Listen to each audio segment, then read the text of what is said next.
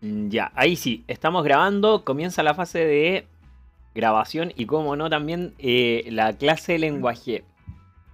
Muy buenos días a todos. Comenzamos esta quinta sesión de lenguaje y comunicación aquí por la plataforma Zoom. Digo quinta sesión porque ya venimos realizando muchísimas clases consecutivamente. Perdón, no era de este curso.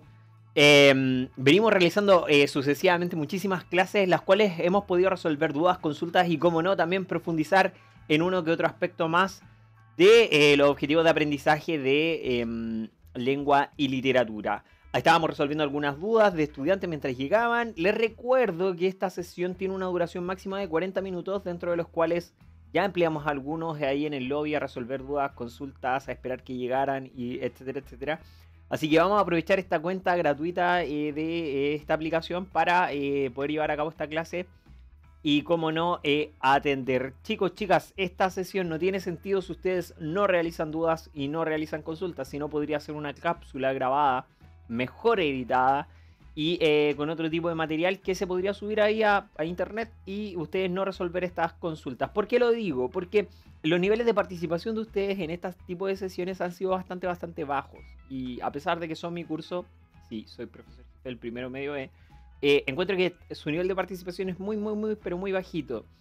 De hecho, y por qué no señalarlo, siempre también en pro de la transparencia y de la sinceridad, ni siquiera sé si están ahí. Hay personas que ingresan, están con el micrófono muteado, están con la cámara muteada, no hablan en el chat. Entonces necesito de esa retroalimentación. Es parte de lo que hablábamos en una reunión que acaba de terminar hace tan solo algunos instantes con mis jefaturas. Y por lo pronto también, como siempre, recordarles que la guía que vamos a desarrollar el día de hoy se encuentra en la página del colegio, en la sección de lenguaje, no lengua, literatura, lenguaje. Nos vamos a primero medio, semana 27, y aquí descargan, como no, la guía que vamos a desarrollar en esta ocasión. Siempre hago el mismo ejercicio. ¿Por qué? Porque hay personas que asisten a las clases pero no nos están enviando las guías para poder desarrollarlas. También podemos resolver dudas y consultas de esa índole, de índole así como de cuáles van a ser los procedimientos de evaluación, etcétera, etcétera, fechas, plazos y todo lo demás. Porque para eso estamos aquí, para poder ayudarte. Déjame ingresar ahí a la última persona y nos vamos con un pequeño resumen o síntesis de lo que habíamos visto la clase anterior. Bienvenida, Andreina Morales. ¿Seguro que está bien la contraseña? Te mandé el enlace completo. Ya. Vamos, como no, con esto. Chicos, chicas, no tengo absoluta claridad acerca de qué ha sido aquello que más les ha costado, porque no lo he obtenido de parte de ustedes. Sin embargo, atendiendo las dudas y consultas, nosotros no tan solo trabajamos haciendo clases, sino también revisando y respondiendo correo electrónico. Parte importante de las dudas que me han hecho tanto ustedes como la otra sección responden a esta materia o a este sector que vamos a comenzar a profundizar el día de hoy. Y vaya que es complejo, porque es algo que hay que entenderlo de una manera y como un fenómeno reciente en la literatura. Tienen que saber ustedes que los fenómenos, los cambios y todos los procesos de comunicación llevan años, décadas e inclusive siglos. Y esto no lleva ni siquiera un siglo con nosotros. Entonces pasa que pueden estar un poquito ahí desconectados del asunto, pero yo creo que con una buena explicación y ahí con su respectiva participación puede quedar pero muy claro. Veamos. Las clases anteriores nos habíamos dedicado a profundizar en los aspectos que constituyen a un género literario. ¿Qué es un género literario? Se preguntarán ustedes en sus casas. Un género literario es una forma de manifestación que tiene la literatura y que se grafica principalmente para ustedes en 3 formatos diferentes. Sabemos que son 4, ¿ya? Yo vuelvo a decirles, no soy partidario de esconder la información a los estudiantes. Los estudiantes ya lo saben, ya han leído este tipo de textos, pero no lo colocamos acá porque presenta ciertas disonancia un poquito con el contenido que estamos viendo o con la forma que lo estamos viendo. Esto es lo que hace la metodología o la didáctica, que nosotros te enseñamos ciertas cosas desde un punto de vista y tú después las ves desde otro y ahí complementas esto y esto genera conocimiento en ti, ¿ya? No es que te estemos ocultando información, de hecho lo vamos a anotar acá, el cuarto género literario, que para muchos es un género y para otros no, es el género ensayístico o son los ensayos propiamente tal, para que lo puedas apuntar.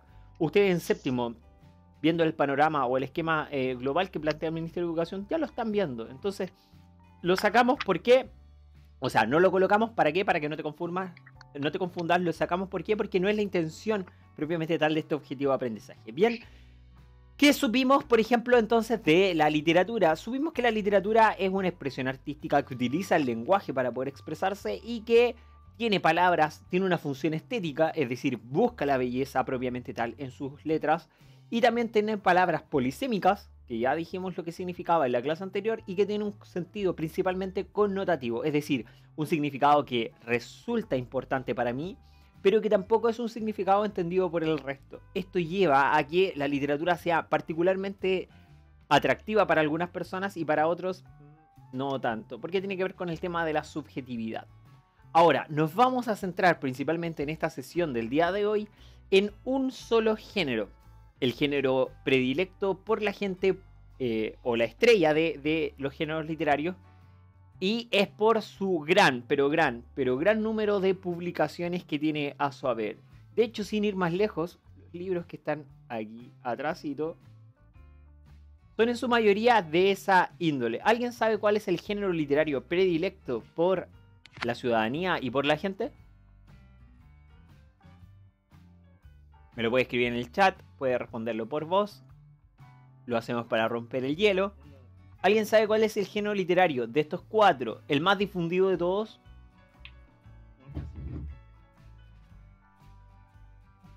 El narrativo.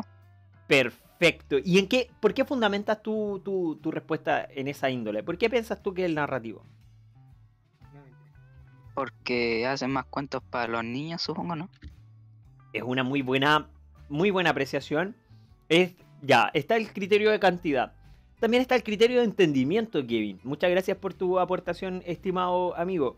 También está el criterio de entendimiento. La lírica y la dramaturgia son formas de entendimiento, yo diría. No me gusta clasificar el conocimiento entre alto y bajo, pero sí es un poquitito más complejo. Pasa, por ejemplo, también con la música. Y esto es muy importante que el primero B lo sepa. Esto no lo dije en la clase anterior, por ejemplo, del primero A. Y no pasa porque tengan conocimientos diferenciados, sino por sus gustos personales. A mi querido curso le tengo que decir, por ejemplo, el reggaetón. O mejor aún, para no colocar este ejemplo muy anticuado que hacen los profesores, la música electrónica o el metal incluso. El metal es una forma de música que para los oídos de la mayoría de la gente es muy disonante y es hasta ruido. Pero si aprendes a escucharlo o ya has escuchado demasiada música en tu vida, el metal va a tener un sentido, y que es que con estos desacordes de guitarras muy estruendosas pasan a tener, cuando ya tienes tanta maestría en la guitarra, pasas a casi romper la guitarra con sonidos para generar sonidos nuevos. Pasa lo mismo acá.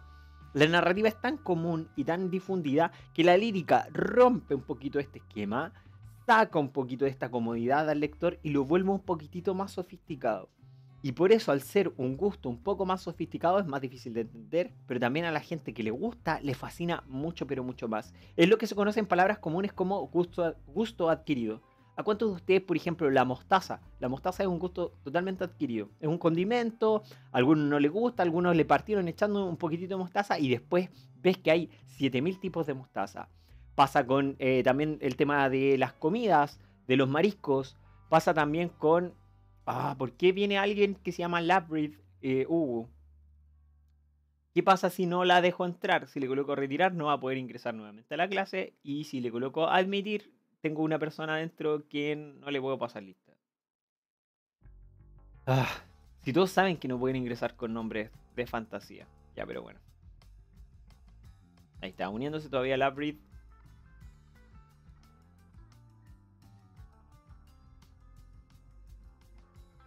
Denme un segundito, chiquillos.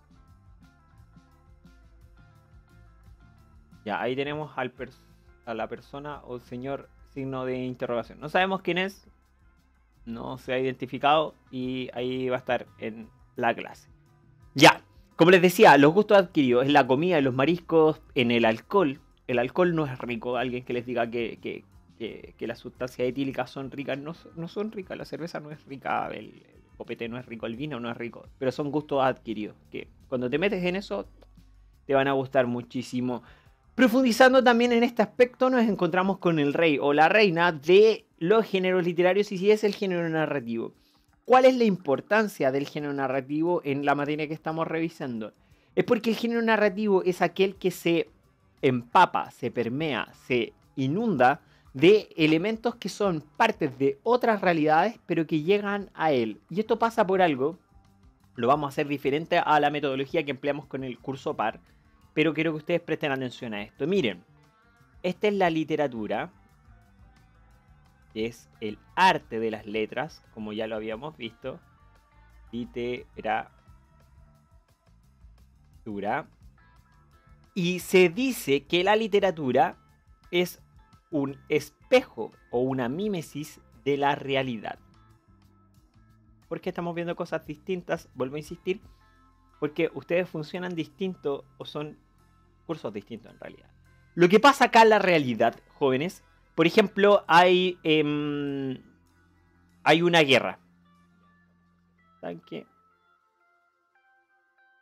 Hay una guerra en la realidad y a la realidad la guerra le afecta de cierta manera. Hay número de muertes, hay bajas, hay países que entran en conflicto. Sin embargo, la guerra en la literatura pasa por un filtro y este filtro la desenfoca y se transforma en otras cosas. En la literatura la guerra se vio como el existencialismo. Surgen corrientes artísticas como el existencialismo, que es un reflejo, con una refracción, con un poquito de desviación, de la realidad. ¿Qué quiere decir esto? Que la literatura es una mímesis. ¿Qué quiere decir mímesis de la realidad? Es un espejo, es una imitación de la realidad. Vuelvo a decir, en la realidad tenemos soledad en nuestro corazón. Estamos solos. ¿Cómo se puede ver en la literatura? Fácilmente pasa por el espejo de la literatura y se ve, por ejemplo, con anhelo, con el reflejo de anhelo. Todas las cosas que nosotros veamos en la literatura van a ser un poco distintas de lo que es la realidad. Porque la realidad, por muy estúpido que parezca, es real y la literatura es ficción. ¿Ya? Ojo con eso. Entonces, acá lo vamos a explicar de otra forma. Sucede que la realidad tiene distintos tiempos. Está el tiempo antiguo, la Edad Media, la época moderna, y estamos en el tiempo contemporáneo. Situémonos, por ejemplo, en el siglo XX, el siglo que recién acaba de pasar, hace poquito. En el siglo XX se caracterizó principalmente porque la humanidad, y aquí hubiésemos contado con la presencia de un profesor o profesora de historia y no hubiese corroborado esta información, el siglo XX se caracterizó principalmente por los conflictos bélicos. Entonces, si en la realidad hay conflictos bélicos, tal como lo señalamos acá, en la literatura va a repercutir en modos o estilos artísticos que van a hacer caso o van a ser una consecuencia de eso que pasó en la realidad. ¿Y qué pasó? En el siglo XX también tuvo un auge, un apogeo, el tema del cine. El cine fue un medio predilecto, en él se difundió la cultura norteamericana, por ejemplo, se difundió la cultura europea, y nosotros veíamos, pregúnteles por ejemplo a sus papás, las películas de western. ¿Qué son? Son películas de vaqueros que vienen a conquistar Estados Unidos, cuyos enemigos son indígenas, es decir, gente nativa de un lugar y que andan con botas y disparos. Viejo, hay gente acá en Chile que ama esa cultura, y acá en Chile nunca hubo vaqueros, ¿ya? Acá en Chile nunca hubo indios, navajos, americaninos, etcétera, etcétera. Entonces el cine influye muchísimo en las personas y no iba a influir en la literatura. Por supuesto que influyó. Entonces el cine y otra corriente que deriva de la psicología que se llama el psicoanálisis.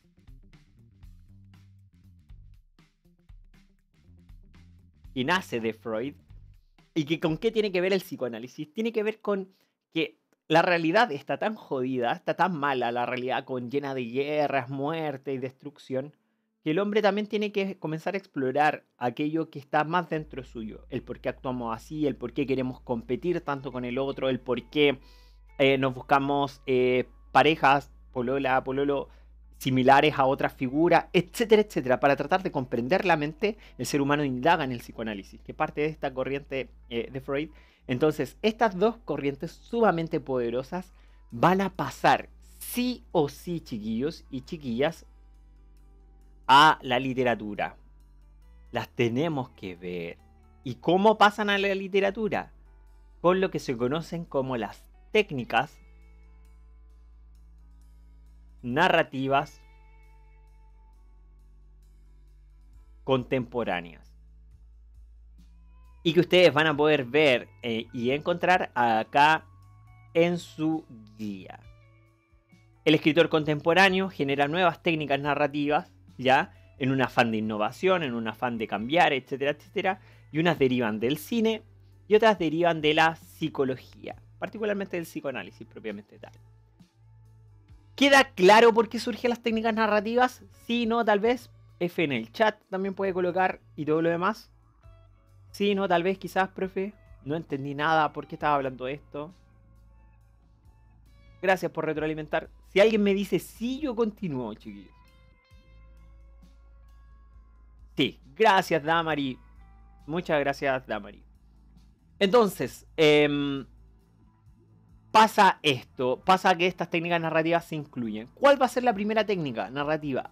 No se te consulta acá, pero es necesario que la conozcas. Nosotros siempre vamos a conocer más de aquello que se nos pide.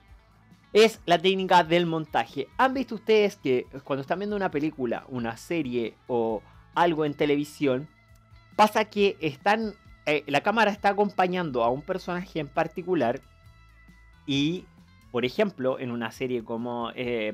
coloquemos, por ejemplo, Stranger Things. La serie está acompañando a Eleven, que está ahí peleando con un monstruo, con un Demogorgón y todo lo demás, y después como en un pestañeo, la escena cambia y nos lleva a donde está Troy. Y lleva y nos cambia así la cámara, o el director mejor dicho, hace que este efecto cambie de locación, cambie de lugar y que nosotros seamos testigos como espectadores de diferentes cosas que están sucediendo simultáneamente, pero en lugares diferentes. ¿Se entendió? Bueno, eso se llama montaje. Necesito saber si acaban de entender esta máxima explicación que les acabo de dar en este momento. Cuesta explicarla incluso para las personas grandes y no va a costar para ustedes. Necesito retroalimentación. ¿Se entiende lo que es un montaje? Sí, se entiende. ¿Sí? Por ejemplo, en un texto estamos... Gracias, Kevin. Gracias por ese like. Entonces, chiquillos, en un texto vamos a estar, el narrador va a estar enfocado en la descripción de un personaje y de repente se va a pegar un salto a otro lugar o en otro tiempo. Primero quedémonos con lugar y nos va a contar qué está pasando simultáneamente en otra localidad, en otra locación.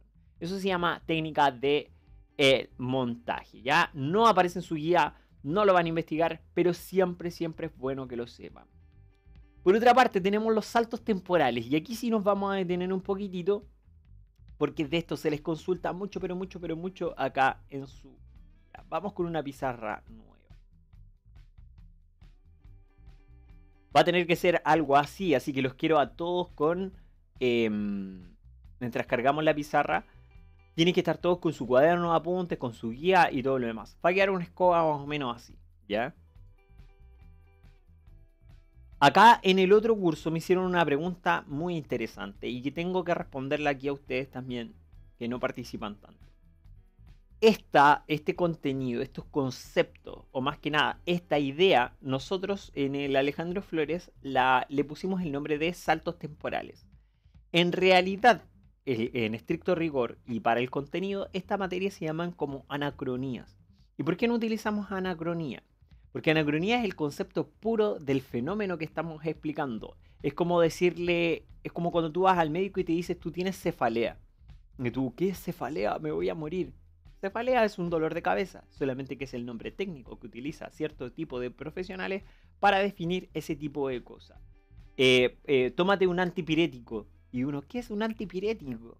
Antipirético en el mundo de la farmacología son aquellos que te bajan la fiebre. Pero uno le llama comúnmente como fiebre. Eso tiene que ver con algo que aprendimos en la clase pasada, que tiene que ver con el significado connotativo y denotativo de las palabras. Me hubiese encantado que hubiesen hecho esa relación, pero como están durmiendo, vamos a dejarlo de lado. Entonces, los saltos temporales, o bien denominadas anacronías, van a ser el enfoque que vamos a ver esta clase. ¿Y cómo lo vamos a ver? ¿Y cómo lo vamos a ver? Va a ser de la siguiente forma. Miren, vamos a tener acá, estamos en el siglo XX, viendo técnicas derivadas del cine, de la literatura y del psicoanálisis. Tenemos una línea temporal. ¿Cómo se define narración? Narración, vamos a escribirlo con azul.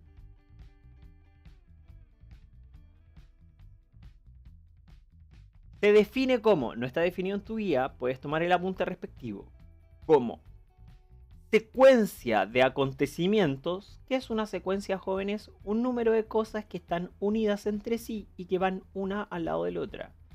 Secuencia de acontecimientos. Cada rayita es un acontecimiento. Me levanté, me bañé, me vestí, desayuné, me senté, hice una clase. ¿Se dieron cuenta que eso es una narración? Son cosas que van pasando una consecutivamente, o hilada o enlazada con otra. Secuencia de acontecimientos en un tiempo determinado, en un lugar determinado y con personajes determinados. ¿Qué hace el montaje? El montaje cambia esta secuencia de acontecimientos y la lleva a otro lugar. ¿Qué pasa con las anacronías? Hace que esta secuencia de acontecimientos, en lugar de cambiar de lugar, cambie de tiempo. ¿Y qué van a hacer? Van a haber anacronías o saltos temporales que hagan un cambio hacia el futuro y otros que hagan cambios temporales hacia el pasado. El mejor ejemplo que van a encontrar, me desconcentra ver a la apoderada ahí, pero ya, vamos a ver. Entonces, saltos temporales le vamos a colocar. Con rojo van a estar los saltos temporales. Ya, los saltos temporales. Tenemos el más claro ejemplo de una guía que ustedes desarrollaron, que es el texto El túnel, de Ernesto Sabato. ¿Qué pasa con el texto del túnel? Juan Pablo Castel es escritor, va a hacer un montaje, va a... Déjame ingresar ahí a la persona. Ya, va a hacer un montaje, tiene una galería de arte, llega una joven, ve un cuadro, le llama la atención, María Iribarne, se enamoran, tienen una relación, van a una finca, comienza a obsesionarse, la profe, cela... Dígame. no sería como un raconto, por decirlo así, porque al principio está en la cárcel y dice que va a contar la historia y luego empieza a contar la historia. Y cuando está en la cárcel, mira, de los puntitos que están en la pizarra, ¿dónde colocarías tú el que esté en la cárcel? ¿Está acá en los primeros puntitos o está en los últimos puntitos? Yo diría lo último. En lo último, ¿cierto? Porque es como lo más reciente, ¿ya? El túnel parte desde el final, nos lleva a un salto temporal gigantesco al inicio del comienzo de la relación. Ojo, chiquillos, que los racontos no tiene que ser que Juan Pablo Castel no haya contado el inicio de su vida, ¿no? Sino que lo importante, que es la narración o la obra que nos quiere contar, va al inicio de ella y comienza nuevamente una revisión de los detalles más escabrosos e importantes también de aquello que vivió y de aquello que le pasó con esta personaje y de cómo llevó su problema mental a asesinarla. Eso, como bien nos dice Kevin, es un raconto.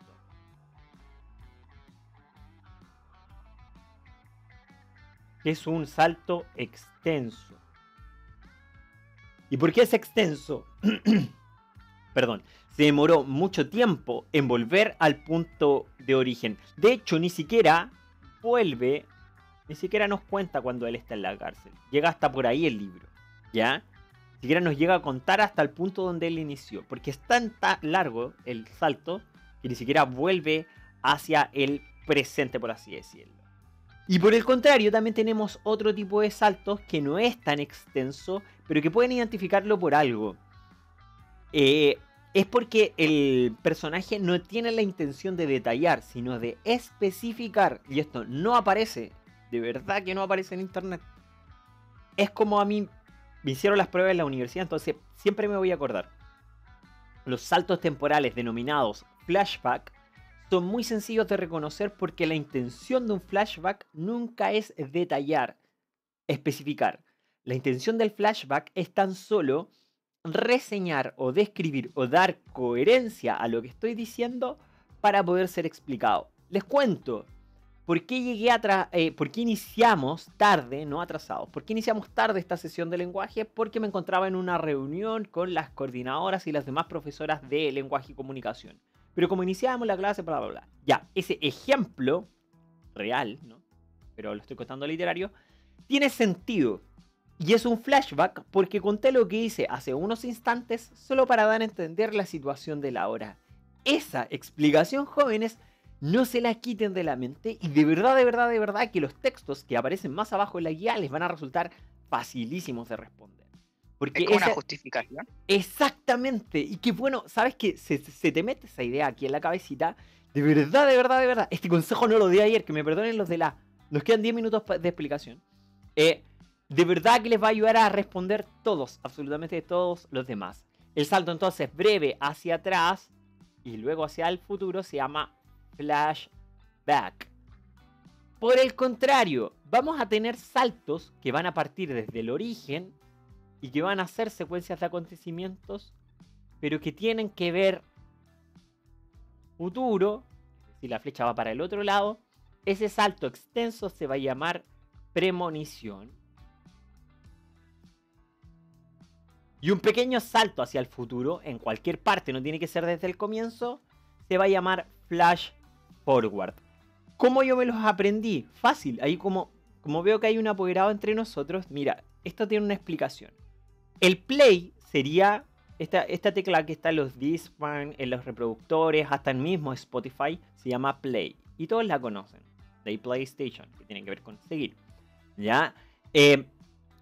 Es así. Cuando yo quiero adelantar una película en Netflix, me aparece un botón así. Y cuando quiero retrocederla, me aparece asá. La película no se retrocede completa, se aparece así. Y esa tecla se llama FB. Y esta tecla se aparece... Ya. Y si yo quiero retrocederla hasta el final de la película, o desde el inicio, me aparece así. Y esa se llama raconto. Y esta se llama premonición. ¿Ya? Si la quieren esquematizar con iconos, esa forma de enseñanza es muy pero muy esclarecedora. Bien, los 8 minutitos que nos quedan, dado que ustedes no son muy llanos a hacer dudas o consultas, esto lo vimos en la clase anterior, esto principalmente me llegaron consultas por correo electrónico y todo lo demás. Ya, esta parte, chicos, de su guía, tienen que leerse este pequeño cuento policial. El cuento está completo. Otra duda... Esta clase no tiene muchas dudas porque igual me hacen muchas dudas por correo electrónico y por supuesto que ahí se le responde, pero a usted puede tener la duda y es natural. Este cuento está completo, ¿ya? Y tiene todos los elementos para que tú hagas parte de un diccionario, responda a estas preguntas que son con respecto a la lectura y acá esto tiene que ver con la estructura de una situación dramática. ¿Cuál es el marco o situación inicial? ¿Cómo se nos presentan los personajes? ¿Cuál es el conflicto que ustedes ven? ¿Cómo este se resuelve o se comienza a resolver? ¿Qué es el desenlace? La técnica empleada. Ya mi corazón. Y la resolución es cómo llega al final. La técnica empleada, mi querida Catarina Zapata, y acá, qué bueno que no hiciste la consulta, corazón mío, tiene que ver con esto. Y esto por favor también, así como aprendieron la otra idea para que se les queden sus cabecitas. No quisiera hacer esta última sesión antes de la entrega. Recuerden que el 17 tienen que entregar. Sin esta importante, no revelación, sino consejo. Catalina, jóvenes. Sé que hay un texto de estos, no les voy a señalar cuál, tiene por lo menos más de una técnica narrativa contemporánea en sus letras. Si lo pueden identificar, bacán. Si lo identificaste, es que estás leyendo bien. Si no lo identificaste, lo hiciste y te salió rápido, pucha, ya bacán, eres un genio o pasaste por alto muchas cosas. Pero quédate con esto. Se conoce, o yo lo utilizo, y por favor, cuéntenselo en todo orden de cosas, el lenguaje y comunicación. Si yo no soy su profesor en el futuro, sigan haciéndolo y utilícelo como argumento para defender su postura. Se llama la ley de la predominancia. Resulta que en un texto, por favor, los que tengan dudas con respecto a intertextualidad, también pueden ver la clase que hicimos con el A, que fue principalmente la duda que ellos tenían. Ya, tenemos un texto que está conformado por muchas palabras. Los textos en realidad están conformados por múltiples fragmentos o cosas o estilos. Si yo te digo, como en la guía pasada, en la 1 y 2, cuál es la persona gramatical que utiliza para la actitud apostrófica, carmínica o enunciativa, si lo hiciste, sabes de lo que estoy hablando, ustedes se darán cuenta que aquí era, por ejemplo, apostrófica, aquí era carmínica, aquí era enunciativa, apostrófica, carmínica, enunciativa. ¿Qué es lo que tienes que hacer tú como estudiante? Ver cuál de todas estas técnicas es la que predomina, es la que más se ve, la que más se repite o la que tiene relación con la intención del autor. Si yo tengo un poema, principalmente mi intención va a ser la de graficar mis sentimientos y emociones. Por lo tanto, si prestaste atención aquí a la explicación, había una carmínica, una enunciativa, una apostrófica, una carmínica, una enunciativa y una... Evidentemente este poema va a ser carmínico. ¿Por qué? Porque predomina, es decir, también hay un número suficiente de elementos o marcas textuales que me dicen que esa es, y lo otro está en directa relación con la intención comunicativa de aquello que se está diciendo. ¿Queda claro? Si no, vuelva a ver el video y te va a quedar un poquito más claro aún, pero es aquella que no tan solo la que más se repite, sino que aquella que está en directa concordancia con lo que estamos revisando. Eso para ese aspecto, y este segundo que es bastante más sencillo, lo paso a explicar a continuación en los últimos 4 minutos de clase que nos quedan. No hay más dudas evidentemente que resolver. La intertextualidad, como lo vimos en las clases también anteriores, tiene que ver con este correlato que puede existir entre dos o más obras. Ustedes lo van a ver más abajo en el ejemplo o en el ejercicio del Minotauro. Ay, cosita. Sí, a mí también me gusta mucho esta nueva intertextualidad que hay con respecto al Minotauro. Antes pensábamos que el Minotauro era un ser despiadado, malévolo, que solamente quería matar hombres en un laberinto. Pero tuvo que pasar 20 siglos para que Borges, en su pequeño texto La Casa de Asterión, que es parte del libro El Aleph, nos diga esta otra interpretación, esta otra como sentido de qué era el Minotauro. Y lo que realmente quería el Minotauro, acá alerta de spoiler, era que alguien llegara y lo liberara. Y la forma de liberación que él entiende es la muerte. Como podemos entenderlo, y acá para los seguidores le damos la respuesta, es cuando Teseo le dice a Ariadna, oye, ¿sabéis qué? Fui a cazar al Minotauro y ¿sabéis qué es lo más entretenido? Ni siquiera se defendió. Eso nos da a entender a nosotros como interpretación que lo único que quería el Minotauro era ser liberado. Como bien dice nuestra querida compañera Anais Luby, también pasa con esta nueva versión exactamente, con la Caperucita Roja, y es algo que está pasando ahora mucho. ¿Y por qué pasa mucho? Porque es una técnica narrativa contemporánea, pues chiquillos. Hay que darle un nuevo sentido, una nueva interpretación a aquellas cosas que nosotros consideramos clásicas. Y por eso que el arte se vive de esa manera. El más claro ejemplo aquí está en Las Meninas de Velázquez y de Picasso. Velázquez es un pintor sumamente clásico que pinta un cuadro con la infanta en el medio, un perro, una enana y las personas de la corte. A la izquierda está el pintor mismo, perdonen que no puedo cambiar el color aquí en Word, que está retratando en el fondo otro noble, y aquí en un espejo estamos nosotros como espectadores mirando la escena. ¿Qué hace Picasso? Que no es que supiera dibujar mal, me pasa que mucha gente dice, oh, Picasso que dibuja feo. No, Picasso domina todas las técnicas, ¿ya? Lo que él hace es desmembrar, como en el metal, por así decirlo, no soy fanático de esa música, pero para que quiero que la entiendan, de darle un nuevo sentido, una nueva interpretación a esto. Y aquí miren, es lo mismo. Ahí está la enana, ahí está la mascota. Este personaje acá, blanco, se ve blanco porque no tiene ninguna injerencia en nuestra obra. Miren, no es nadie ella. La Catalina se viene integrando cuando falta 1 minuto para terminar la clase. Entonces, y miren el pintor, lo gigantesco que es, si lo comparamos con esto. Pasa lo mismo en Los Simpsons. No es que Los Simpsons predigan el futuro, como lo vimos en la clase anterior, que los invito a que la vean en el canal de YouTube del colegio. No pasa que Los Simpsons predigan el futuro, pasa que Los Simpsons son tan intertextuales, toman tantas cosas de la realidad y las interpretan ellos mismos, que parece que le dan respuesta a todo. Y sin ser un genio, jóvenes, y con esta reflexión los dejo porque nos quedan menos de 60 segundos de clase, es, mientras ustedes más sepan, mientras más conozcan la historia, mientras más profundicen en los fenómenos, más claro va a ser el camino que ustedes van a poder recorrer hacia el futuro. Agradezco su asistencia, sanciono el que no participen. Nos vemos en una siguiente ocasión. Dudas y consultas a mi correo electrónico. Ha sido un placer estar con ustedes. Vamos a subir esta clase para que la puedan ver. Y es todo por ahora. Nos vemos en otra ocasión. Feliz Día del Estudiante. No se los puedo decir el día de ayer. Espero que estén muy bien. Cuídense de sus casitas y cuiden a los suyos. Hasta la próxima oportunidad. Chau, chau, chau. Yo también los quiero mucho. Un abrazo psicológico. Yo también los quiero mucho. Y es de verdad.